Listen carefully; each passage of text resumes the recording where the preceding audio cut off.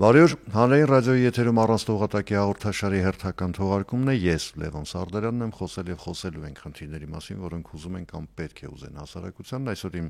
զրուցակիցն է Ազգային ժողովի падգամավոր քաղաքացիական պայմանագիր խմբակցության անդամ Վագն Ալեքսանյանը, բարև ձեզ, պարոն Ալեքսանյան։ Բարև ձեզ։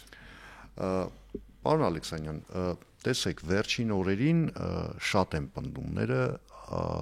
պայմանական ասեմ հանկարծների մասին։ Բարձրաստիճան հոգևորականները մտնում են քաղաքականություն կամ անում են քաղաքական հայտարարություններ, դրանից հետո հանկարծ պարզվում է, որ կաթողիկոսը կուսակցության ուխտի հետ խնդիր ունի։ Սամվել Կարապետյանը ամենավերջին դեպքը բերեմ, բավական անորոշ բառապաշարով իր զորակցությունն է հայտնում եկեղեցուն, պարզվում է, որ այդ անորոշ բառապաշարը երևի քրեորեն պատժել է, ես իրավագետ չեմ, ի տարբերություն Facebook-յան բազմազազարանոց փորձագետների, չեմ կարող ինքս գնահատական տալ, եւ դրանց հետո հանկարծ պարզվում է, որ Տաշիր պիցցայի այդ ցանցում բարբերական խախտումներ կան սանիտարիայի հետ։ Հանկարծ պարզվում է, որ Հայաստանի էներգետիկ ցանցերը ունեն խնդիր, որոնք գրեթե անլուծելի են, ամենայն դեպս այն իրավիճակում, որում մենք ենք, ինչու են այդ հանկարծները այդքան շատ։ Խնդիրը հենց տրամաբանության մեջ է, որով այդ հանկարծները դնում ենք իրականում վերջից կամ իրականում ոչ թե Սամվել Կարապետյանը հայտարարություն արեց եւ հանկարծ պարզվեց, որ հետ պետք է ազգայնացվի, այնտեղ չգիտեմ ստուգումներ պետք է արվեն եւ այլն, այլ հակառակ տրամաբանությունն է։ Մայիսի 21-ին վարչապետը սրա մասին հայտարարել է, գրավոր հանձնարարական է տալիս նախարարներին, որ գնացեք գտեք տարբերակ, թե ինչպես պետք է հեծը փոխհատուցի այն քաղաքացիներին, ովքեր որ տուժել են հեծի վատ աշխատանքի պատճառով, օրինակ, չգիտեմ, մեկի տանը հեռուստացույցն է փչացել, շատ հանդիպող երևույթ, ինչ որ բիզնես կանգնել է, որովհետև հոսանք ժամերով չեն միացրել, սառնանում, չգիտեմ, բիզնեսը սառնանում մթեր կամ ինչ որ բան է փչացել, գնացեք այդ տարբերակը գտեք, կամ եթե այդ տարբերակը չհաջողվի գտնել, այդ պարագայում պետք է գնանք հեծի ազգայնացման։ Հանձնարարականի ժամկետը տրվել է 1 ամիս։ Այդ 1 ամիսը լրանում է հունիսի 21-ին, 3 թե 4 օրից։ Ու ոչ թե տեղի ունեցել Սամվել Կարապետյանի հայտարարությունը եւ հանկարծ, այլ տեղի ունեցել վարչապետի հանձնարարականը եւ հանկարծ Սամվել Կարապետյանը որոշել է, որ ինքը պետք է իր ձևերով միջամտի կամ մասնակցի այս կամ այն process-ի։ Իդեպ հանկարծ Էդմոն Մարուկյանը հայտարարեց, որ դուք բոլշևիկների նման եք սկսել աշխատել, որ ազգայնացնում եք մասնավոր սեփականությունը։ Փառք եւ պատիվ Էդմոն Մարուկյանին, ինչ ասեմ։ Լավ, անցնենք ընդունենք գիտություն, անցանք առաջ։ Բայց եկեք այս հանկարծների ցանկը էլի բացենք, հա, շարունակենք բացել, որովհետև նաև հանկարծը վերաբերում է եկեղեցու հետ հարաբերություններին։ Դա էլ դիտարկում են, գնահատում են, մատուցում են որպես հանկարծ։ Այսինքն այն պահին, երբ եկեղեցին որոշակի դիրքորոշում հայտնեց, այդ պահից սկսած եկեղեցու դեմ սկսեցին հալածանք։ Տեսեք, խնդիրն է, որ հենց դա հակառակը։ Եկեղեցին 2020 թվականից սկսած, նույն եկեղեցին չէ, սա շատ կարևոր է ֆիքսել, որ եկեղեցին չէ, այլ մի շարք հոգևորականներ կամ արդեն նախկին հոգևորականներ։ Ես ինքս միշտ գերադասում եմ ասել բարձրաստիճան որոշ հոգևորականներ, բայց քանի որ այն հարցը, որ ես տալիս եմ դրա պայմանական ասած ձևակերպողը ես չեմ, ես փոխանցում եմ, լրիվ հասկանում եմ, որովհետև այդ մարդիկ ասում են եկեղեցու դեմ է դա ինչ։ Այդ բարձրաստիճան հոգևորականները ոչ թե նորավոր ինչ որ process-ի մեջ են մտել, այլ հենց դա երևի հիմա այն շրջաններ, որ ամենակիչն էին ինչ որ process-ի մեջ, որովհետև տեսեք, 20 թվականից նրանք հրաժարական են պահանջում վարչապետի։ 21 թվականին Կտրիչ Ներսիսյանը մայրաթորը դարձրել է Ռոբերտ Քոչյանի նախընտրական շտաբ։ Լուսանկարներ կան համացանցում, որ 21 թվականի նախընտրական քարոզարշավի շրջանում մայրաթորի համակարգիչների վրա օրինակ Ռոբերտ Քոչյանի դաշինքի այդ Հայաստան դաշինքի բաներներ, ստիկերներներ կցրած։ Դրանից հետո ամեն առիթով, անառիթ ընդդիմության միտինգներին Իշխան Սաղաթելյանից հետո կամ առաջ ըստ պայմանավորվածության ելույթ են ունեցել տարբեր հոգևորականներ։ Անցած տարի էլ չասած, որ այն մեկին հանեցին, գցեցին փողոց, որ գառներ գրկի, կանանց գրկի, տղամարդկանց գրկի փողոցներում ու առհասարակ տենց ընդཐུպ միջև ինչ որ տեխնացություն բան, տենց բաներ քննարկվի։ Այսինքն այս տարին երևի թե հենց դա առանձնանում է նրանով, որ այս տարի այդ հանկարծ հարցը ամենակիչ տեղինն է, որովհետև ամենակիչ քաղաքական ներգրավվածությունը process-ներում այդ հոգևորականները ունեցել են հենց այս տարի։ Ու հետեւաբար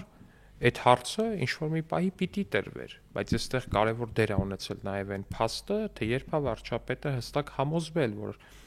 մշտապես տարիներ շարունակ տարածվող լուրեր այն մասին, որ կտրիչ Ներսիսյանը ունի զավակ, երբ է ինքը համարել հաստատված։ Սա շատ կարևոր է, որովհետև խոսքը գնում է երկրի վարչապետի մասին։ Իր դեպքում այդ ինֆորմացիան որոշակի հավաստիության աստիճան պետք է ունենա, որ ինքը դա համարի ճշմարտոցի։ Լավ, վերադառնանք էներգետիկ ցանցերի խնդրին, որտեղ հոգևորականության հետ այդ կոնֆլիկտը նաև այստեղ շատ է քննարկվել, այնպես որ ենթադրում եմ, որ մեր ռադիո լսողներն ու հետևորդները YouTube-յան մի քիչ ավելի հետաքրքրված են լսել ավելի թարմ թեմաների մասին, այսպես պայմանական ասեմ, տեսեք։ Հայաստանի էներգետիկ ցանցերը այն պահից սկսած, երբ իրենք սեփականաշնորհվեցին, իսկ դա տասնամյակներ առաջ էր, 20 տարի առաջ։ 2002 թե 4 թվականն։ Ահա, ընդ որում պարոն Մարուկյանին հիշեցնեմ, որ Սամվել Կարապետյանը չի առաջին սեփականատերը եղել, ուղղակի։ Եվ այն ժամանակ բավական հետաքրքիր մեխանիզմով հեծը սեփականաշնորհվեց, այնպես որ խոսել են մասին, որ սեփականաշնորհածը հանկարծ հանիրավի ուզում են բռնագանձել, մի քիչ այնքան էլ արդար չի, բայց հիմա դրա մասին չի խոսքը։ Տասնամյակներ շարունակ, լավ առնվազն մինչև 18 թվական, հասկանալի է ինչ էր կատարվում։ 18 թվականից այս կողմ, երբ իշխանությունը փոխվեց, երբ եկավ ժողովրդական իշխանություն, ընտրված իշխանություն, մենք բոլորս էլ քիչ թե շատ տեղյակներս գիտեինք, որ հեծում ներդրումներ ըստ էության չեն արվում, որ հեծը այսպես թքում կպցնում է որոշ խնդիրներ, հա, որոշ հարցեր, կարգավորում է այդ եղանակով ներդրումների բացակայությունը, բայց բերելու է մի օր, որ համակարգը ինքը եւ ֆիզիկապես եւ բարոյապես մաշվելու է։ Ես ինքս գիտեմ տասնյակ գյուղեր, որտեղ մի քիչ ուժեղ քամու հետևանքով, ասենք, այդ գյուղերը օրերով հոսանքազրկվում էին։ Մայրաքաղաքի մասին չեմ խոսում, հոսանքի տատանումներ, հովհարային անջատումներ արդեն սովորական դարձած։ Բայց ես չեմ հիշում 18 թվականից մինչև ձեր ասած մայիսի 21-ը ներառյալ գետ մեկ քննարկում օրինակ խորհրդարանում, որտեղ այդ հարցը բարձրացվել է։ Չէ, շատ։ Ես կարող եմ հիշողության այդ խնդիր ունեմ, բայց չէ, հենց մի քանի ամիս առաջ էլ օրինակ ՀՑԿՀ, նախ ՀՑԿՀ-ն գիտեք այն մարմինն է, որը կարգավորում է, որը վերահսկում է հենց բուն հանրությանը մատակարարող ծառայությունների որակը, որպեսզի հանրությանը չխափեն, իրենց բաժանորդներին չխափեն, որպեսզի բաժանորդները որակյալ ապրանք ստանան իրենց վճարած գումարի դիմաց գներն է քննարկում։ Այսինքն մի խոսքով հեծը օրինակ, գազը օրինակ, այդ տիրույթում է, նրանց տիրույթում է ու նախկին ղեկավարը ՀՑԿՀ-ի դեռ նախկին ղեկավարը, որը ի դեպ նաև այդ քննարկումից որոշ ժամանակ հետո պարոն Բաղրամյանը այո, իր պաշտոնը թողեց, ազգային ժողովում էր ու շատ սուր քննարկում ենք ունեցել, հենց մասնավորապես հեծի մասով ես էլ այդ հարց եմ տվել նաև պարոն Բաղրամյանին ամիսներ առաջ դեռ։ Այդ քննարկումից հետո էլ ի դեպ լրագրողները հարց էին տալիս անընդհատ, ես կարող որոշել եք հեծը ազգայնացնել, կարող որոշել եք հեծը ազգայնացնել, այնպես որ տենց օթից ընկած բան չի էլի, սա այս քննարկումը կար ու սրա մասին վարչապետն էլ է շատ խիստ խոսել, պարբերաբար որ քաղաք մտնում ես, որտեղ մտնում ես, հոսանքի հետ խնդիր ունեն մարդիկ ու սա բան չի։ Այս գեշեք փարակարում պրայմերիզ էինք, չէ՞, մենք անում այնտեղ գրասենյակ ունենք, շատ նորմալ տեղ է, մասնավորից վարձակալել ենք, նորմալ հոսանք կա, հաշվի չդրած ամեն ինչ նորմալ է, բայց օրինակ երբ որ ձմեռ այնտեղ պետք է պրայմերիզ կոչվածը անենք, հոսանքի հզորությունը չէր բավականացնում, մի հատ ջեռուցիչ միացնել ընդամենը։ Մի հատ տաքացուցիչ, այդ պլիտա կոչվածը սովորական։ Առաջի հարգում էր բախտներս բերել էր, տենց դվիժոկ էինք բերել միացրել, որ կարողանանք այդպես Երևանից քանի կիլոմետր է։ Երևանին կպած միտեղ, որպեսզի կարողանանք ընդամենը մի հատ պլիտա միացնելու համար դվիժոկ ենք բերել դրսում դրել։ Հիմա սա ինչ որ բանի հետ կապ ունի, թե չունի, իհարկե ունի։ Իհարկե մեծ խնդիր է։ Մեզ լսող քաղաքացիները, ես վստահ եմ, ամենօրյա կամ ամենամսյա ռեժիմով բախվում են այս հարցի հետ։ Գյուղերում չասեմ ինչ աստիճանի են մարդիկ բախվում, ուղղակի այդ աստիճանի թքած ունենալ, ինչը եւ շատ դիպուկ նկարագրեց պարոն Կարապետյանը, իսկ մա անկարելի է։ Մի հատ քամի է լինում ուղղակի գյուղերում, մարդիկ всё 4 ժամ հոսանք չունեն։ Այդ հարցին մենք բնականաբար հետամուտ պիտի լինենք ու մենք սկսել ենք այդ հարցին հետամուտ լինել ու նաև կարծում եմ այդ հետամտության արդյունքն է նաև այդ Սամվել Կարապետյանի այդ տարօրինակ ու անհասկանալի ու չափերը չճանաչող արտահայտությունը։ Բայց պարոն Կարապետյանի կողմնակիցները ասում են, որ դուք որպես իշխանություն երախտամոռ եք։ Ինչու՞ ենք երախտամոռ եք, որ չեք գնահատում այն կոնդում կառուցված այդ դաչա կոչվածները։ Կոնդում չէ, Սևանում են ասում։ Սևանում էլ այնտեղ էլ։ Երախտամոռ եք, որ չեք գնահատում, ընդ որում ինչ ճիշտն է, որ պատերազմի ժամանակ 20 թվականին Սամվել Կարապետյանը լիքը օգտակար բաներ է արել արցախցիների համար, չի գնահատվում դա։ Ես իհարկե չգիտեմ մեկը մյուսի հետ ինչքանով է կապակցված, ասենք հեծի աշխատանքի որակը եւ բարեգործական են ծրագրերը, որ իրականացրել է պարոն Կարապետյանը, բայց հիմա մեղադրանքների հետ հիմնական բանը այն է, որ այս իշխանությունները երախտամոռ են։ Նախ ասեմ, որ խայտարակություն է ուղղակի, մեծագույն խայտարակություն է, ու դա Սերժի խայտարակությունն է, կամ եթե Քոչարյանի օրոք ա եղել, Քոչարյանի խայտարակությունն է, չգիտեմ կոնկրետ որ մեկի օրոք ա եղել, որ պետական կառավարական ամառանոցը կառուցվել է ինչ-որ բիզնեսմենի ներդրմամբ, ինչ-որ բիզնեսմենի միջոցներով, խայտարակություն է ուղղակի, որովհետև թույլ տալ, որ քո պետական ինչ-որ մի բան, որը ամբողջությամբ պատկանելու է պետությանը, խոսք ասենք, չգիտեմ, ինչ-որ մանկական հիվանդանոցին արած նվիրատվության համար չի բանի մասին, չի, երկրի ղեկավարին սպասարկող առանձնատան մասին է խոսքը։ Կառուցի ինչ-որ մի բիզնեսմեն, դա նշանակում է ինչ-որ պետության դերի զերոյացում ուղղակի։ Ասենք ոնց եք պատկերացնում, ինչ-որ մեկը կանգնի Ամերիկայի նախագահին ասի, տենց սպիտակ տունը, բանա, ես եմ կառուցել, մեր միջոցներով են կառուցել։ Կասեն հիվանդ ես, դու տղա ջան, գնաս տեղից մի հատ։ Կամ չգիտեմ, Պուտինին մեկը ասի, ինչա կոչվում իր առանձնատուն, Կրեմլի մասին չի խոսքը, առանձնատուն ինչա կոչվում, ասի ես եմ կառուցել։ Էլի կասեն հիվանդ ես դու, տղա ջան, գնաս տեղից։ Դե ես վերջերս ինչ-որ մեկը ապացուցել էր, որ Չէ, դա առանձնատուն ինչ-որ մեկը կառուցել է, դա ոչ պաշտոնական ինչ-որ տան մասին է խոսքը, դա ոչ պաշտոնական այդ Գելենջիկի մասներ չէ, դրա մասին է խոսքը, ես պաշտոնական, որտեղ նախագահի կեցավայրն է։ Չի կարա տենց բան լինի։ Պետությունը, եթե պետություն է, ոչ թե բան, ինչ որ չգիտեմ, օրթախանոց կամ չգիտեմ ինչ, տեղը տենց բան չի կարա տեղի ունենա։ Այս առաջինը որպես այդ չակերտավոր պետական այրերի ասացինի պատասխան էլի, իսկ ինչ վերաբերվում է արդեն այն մյուս կողմին, որը կառուցել է ու մի հատ էլ երեսով է տալի։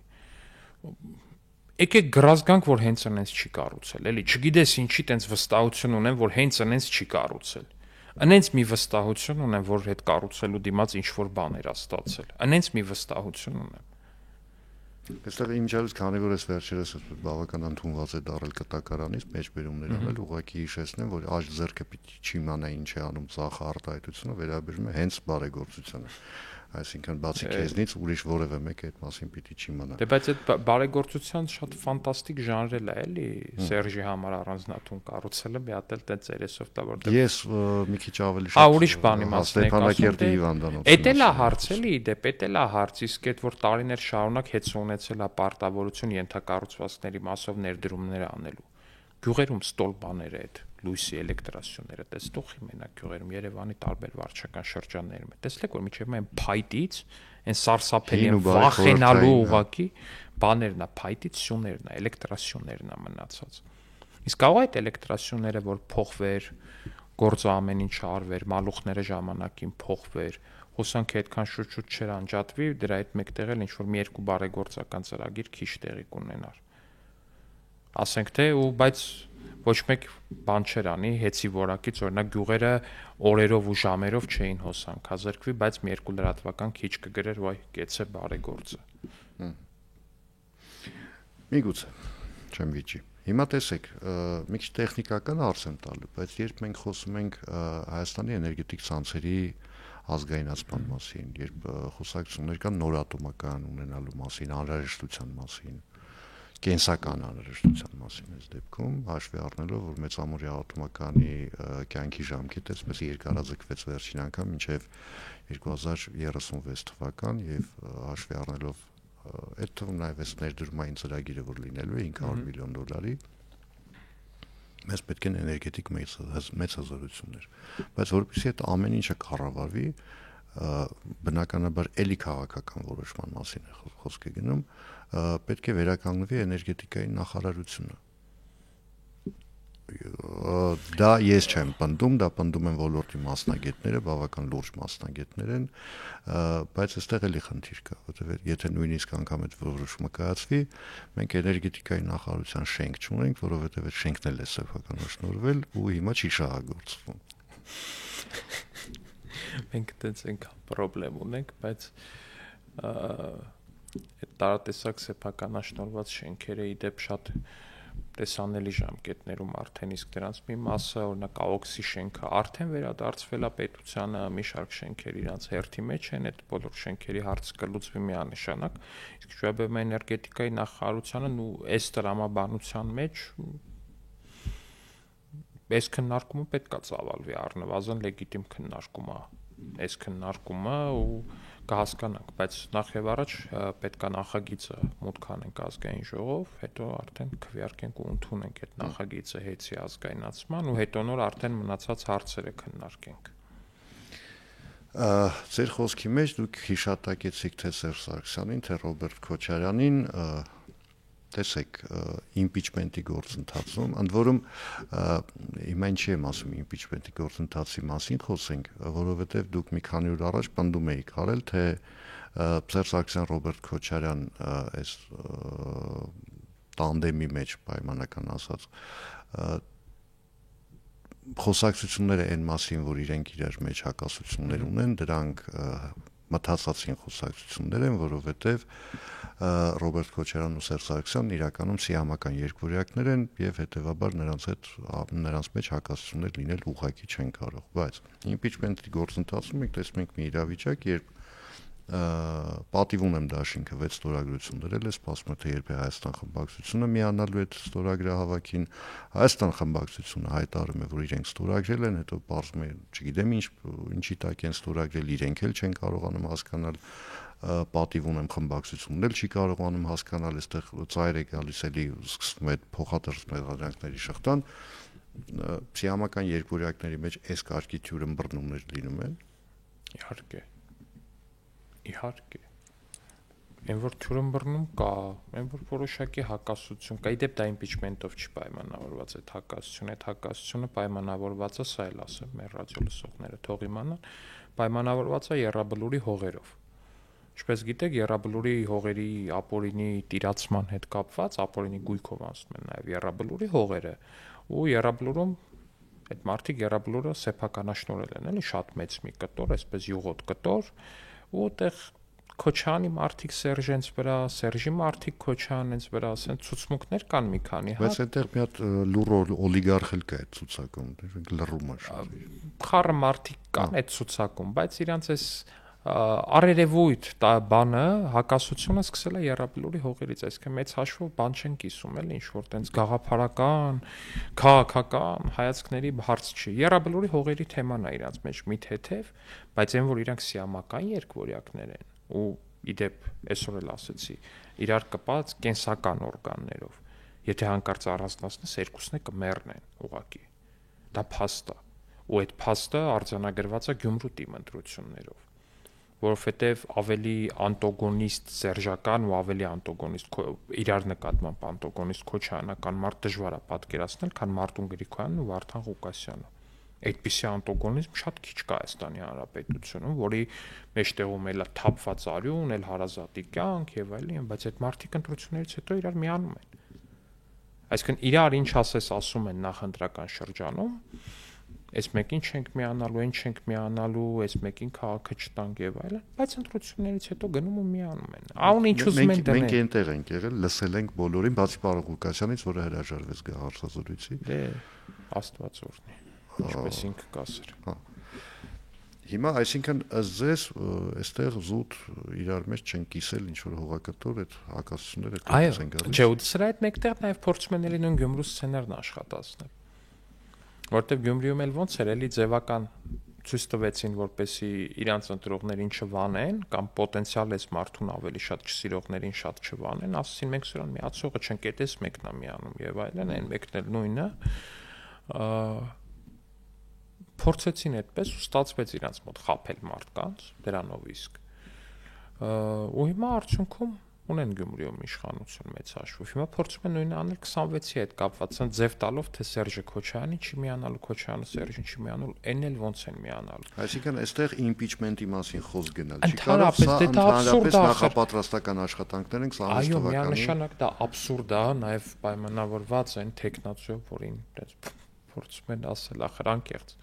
Մարդու եղբայրը կավատության գործով անցել, այնտեղ ցուցարներ էին ծեծում 18 թվականին։ Այդ վիդեոները կա, այդ ամեն ինչ տեսանել եմ, ասում են դատարանի ինչ որ վճիռ կա, բան կա, չգիտեմ դատարանի ինչ կա, բայց այդ խայտարակությունն է ուղղակի։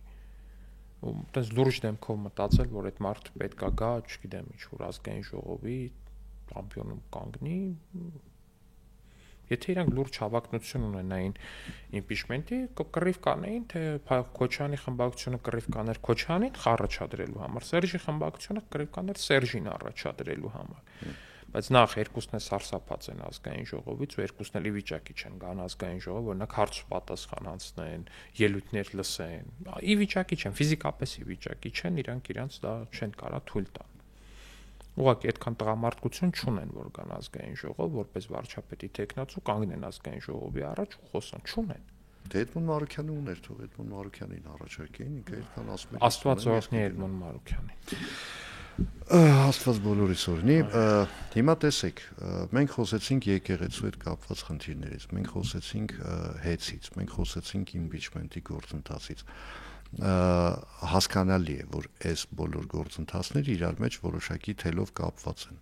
Եվ ինչքան էլ տարօրինակ է, այդ կապը ցույց տվեց Սալավյովը իր 2-3 օր առաջ Համառուսասանյան RTR ալիքով ունեցած այդ բոցաշունչ ելույթով, որը ես անկեղծ ասած մինչև վերջ չկարողացա լսել, որովհետև պարոն Սոլովյովի այդ պաթետիկ տոնը իմ համար մի քիչ անհասկանալի ու անընկալելի էր, բայց հիմա անցանք, հա, կապը կա։ Հիմա անընդհատ նաև խոսվում է, որ նաև կա դրդում, այսինքն դա ուղղորդված է։ Ըստ ձեզ ուղղորդում կա թե չկա։ Դե պնդումը որն է, կա դրա ուղի խոստովանությունը, այն վեղարով անցած տարի փողոցներում գարգրկողը։ Վերջերս իր հարցազրույցում ուղիղ ասում է տարբեր աշխարհաքաղաքական կենտրոնների, ուժային կենտրոններից եւ բանից մեր հետ կապ են հաստատում, ասում են ձեր երկրում իշխանությունը փոխեք, թե չէ էս ալնելու, Սոդոմ Գոմորա ալնելու, այն ալնելու։ Մարդու դա ուղիղ խոստովանություն է։ Դա ի դեպ այն մարդն է, ում սատարել են Քոչարյանի խմբակցությունը եւ Սերժի խմբակցությունը նաեւ։ Դες չգիտեմ, Սերժի սատելիտները նաեւ Արման Թաթոյան եւ մնացած։ Ուղիղ բան է դրա մասին, որ հա, տենց է, հենց տենց է։ Իրանք են դա ասում, էլի մենք չենք ասում, որ հետո էլ ասեն, այ դե ասեցիք, դե ապացուցեք, չէ, դուք եք ասում, տեղ էլ ապացուցելու բան էլ չկա։ Էլ չասած, որ տենց Սալավյովին հիշեցիք, էլի ինչ որ մի հատ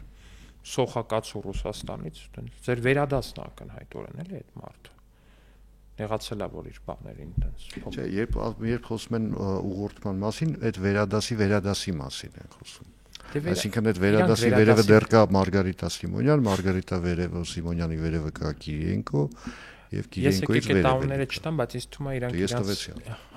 իրանք ամենաբարձր վերադասներին դեմքով մոտիկից տեսած կամ կարող լինեն կամ կարողա չլինեն, որտեվ ակնհայտ է, որ տենց իրանց հետ եթե աշխատում էլա, տենց ստորադասն է աշխատում փոքր աստղերով շատ։ Իրանք այդքան ոչինչ չեն ներկայացնում իրանցից, որ իրանց հետ մի հատ էլ ինչ որ մի բարձրաստիճան գոնե մեկը մի քիչ ավելի շփվի։ Տենց է իրականում, որտեղ սովորաբար սեփական երկրի դեմ աշխատողներին նույնիսկ այդ օգտագործող հատուկ ծառայությունները շատ չեն հարգում։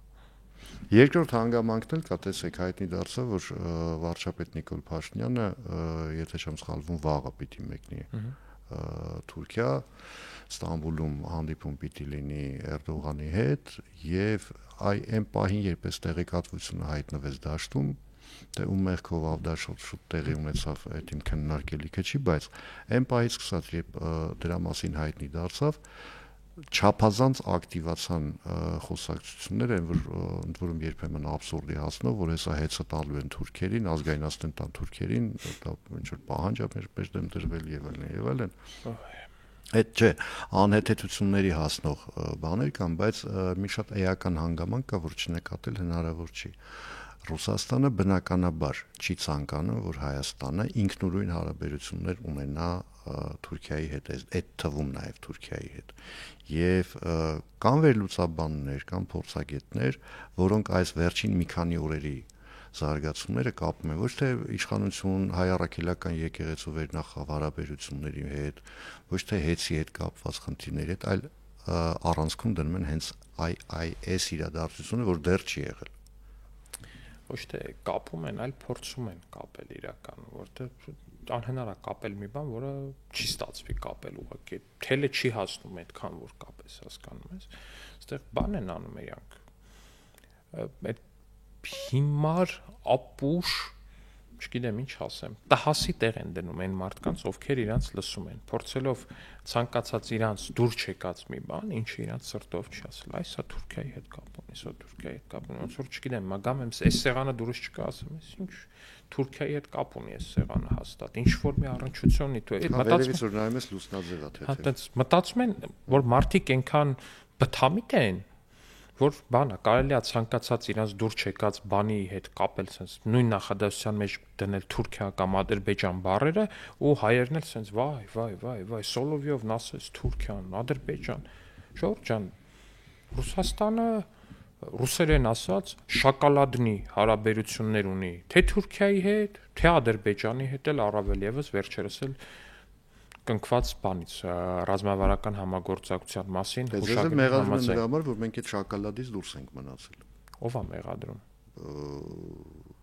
Այն մարդիկ, որոնք գիտեն, որ Ռուսաստանը Թուրքիայի եւ Ադրբեջանի հետ ունի շոկոլադային հարաբերություններ։ Մեզ ուրիշ բանի մեջ են մեղադրում։ Մեզ մեղադրում են նրա համար, որ մենք փորձում ենք ընդհանրապես նորմալ հարաբերություններ ստեղծել Թուրքիայի հետ։ Մեզ դրա մեջ են մեղադրում։ Մեզ մեղադրում են նրա համար, որ Ադրբեջանի հետ ուզում ենք պատերազմի էջը փակենք։ Մեզ դրա մեջ են մեղադրում։ Այդ մնացածը բան ամեն ինչը ածանցյալ է։ Ինչ որ մեկը կարա բացատրի։ Թուրքիան ոչ Ռուսաստանի թշնամին է, ոչ, չգիտեմ, հակառակորդն է, ոչ ինչ որ մի բանն է։ Ինչով է Ռուսաստանի շահերին դեմ, որ Հայաստանը ունենա նորմալ հարաբերություններ Թուրքիայի հետ։ Օրինակ լիներ Ռուսաստանի թշնամի պետություն, օրինակ, հա, իմ համար ճիշտ է բան կլներ, անընդունելի կլներ, որ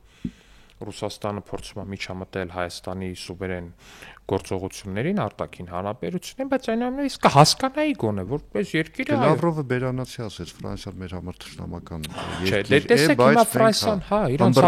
իրանց համար թշնամական երկիր է, ու երբ որ իրանք ինչ որ այս կամ այն արտահայտություն անում են, ես բնականաբար դա անընդունելի եմ համարում, բայց հասկանում եմ ինչ են անում։ Բայց հիմա Թուրքիան Ռուսաստանի հետ, ասում եմ, շոկոլադնի, էլի ռուսերեն եմ ասում, հարաբերություններ ունի։ Ինչ բանակցություն էլ դու ուզում են գնան Թուրքիայում անեն, Թուրքիային որպես միջնորդ ընդունում են։ Ադրբեջանը вообще իրանց ռազմավարական գործընկերն է։ Այդ ինչի են վատնային, որ Ադրբեջանի հետ ուզում են խաղաղության համաձայնագիր կնքենք, իսկ Թուրքիայի հետ էլ հարաբերությունները կարգավորենք։ Որովհետև արանքում իրենք չկան։ Դե այդ արդեն ուրիշ հարց է։ Այդ արդեն խոսքը նրա մասին է, եթե այդպես է, էլի չպնդեմ ես, եթե այդպես է, այդ նշանակում որ ընդամենը չեն ուզում որ Հայաստանը անկախ լինի, Հայաստանը ինքը որոշում կայացնի։ Այսինքն Հայաստանի ու Թուրքիայի արանքում պետություն չկա, մենք ուղիղ սահման ունենք իրար հետ։ Ինչի պետք է արանքում ինչ-որ մեկը լինի։ Նույնն է Ադրբեջանի հետ։ Երաշխավոր։ Հա, բայց եթե հարաբերությունները կարգավորում ենք անվտանգության երաշխավորել, ինչի պետք է լինի։ Մենք ուզում ենք կարգավորենք, որ այլ երաշխավորի կարիք չլինի։ Որտեւ այդ երաշխավորը մեծ հաշվով տեսանք Լեռնային Ղարաբաղում երաշխավորությունը միշտ չի որ լավ բան է։ Ու միշտ չի որ աշխատող բան է, ու առհասարակ երաշխավորը միշտ չի որ երաշխիք է։ Սենց ինչ որ ցիտատներ ստացվեց։ Հա, գողությունը դեռ գողանալը չէ։ Հա, գողությունը դեռ տենց բան ստացվեց, բայց դե փաստ է հիմա, ես չեմ մեղավոր, այդ ասացվածքը գետնի վրա ցույց տված մարդիկ են մեղավոր։ Ամփոփենք այսպես շատ մռայլ մի բան կա, կանխատեսում են անում, այ իշխանությունների գործողությունները բերելու են քաղաքացիական բախումների նվազագույնը եւ մաքսիմալը քաղաքացիական պատերազմի։ Սերժ Քոչարյան սիամական երկվորյակների խորտ եղբայրը Լևոն Տեր-Պետրոսյանը, որը վերջերս այդպես 20 թվականից հայտնաբերել են իրենց խորտ եղբորը Լևոն Տեր-Պետրոսյան, բայց երևույթի միջև դա լավ էլ խորտ եղբայրություն արել է իրանց։ Դեռ 21 թվականից դեռ գուժում է 21 թվականի ընտրությունից գուժում է այդ քաղաքացիական պատերազմի մասին, էլի տենց այդքան ծիծաղելի թեզ է դա որպես այդպեսին, ինչ քաղաքացիական պատերազմ ու ինչ բախում առհասարակ։ Եթե նկատեն իրանց խուլիգանախմբերը պետք է ինչ-որ գործողություն անեն, այդ խուլիգանախմբերին սանձող իրավապահ համակարգը շատ հանգիստ կսանձի իրանց խուլիգանախմբերին։ Եթե այդ խուլիգանախմբերը ոչ մի գործողություն չեն անելու, առհասարակ իրանց խուլիգանախմբերի գործունեության տիրույթից դուրս Հայաստանում վերջին տարիներին բախում ուղղակի չի եղել։ Վերջ քաղաքացիական պատերազմ չի լինելու։ Շնորհակալություն։ Զրույցի համար հիշեցնեմ այսօր իմ զրուցակիցն էր Ազգային ժողովի падգամավոր քաղաքացիական պայմանագիր խմբակցության անդամ Վահագն Ալեքսանյանը, ես Լևոն Սարդարյանն եմ, կհանդիպենք արդեն վաղը նույն ժամին, նույն վայրում, հաջողություն եւ համբերություն բոլորիս։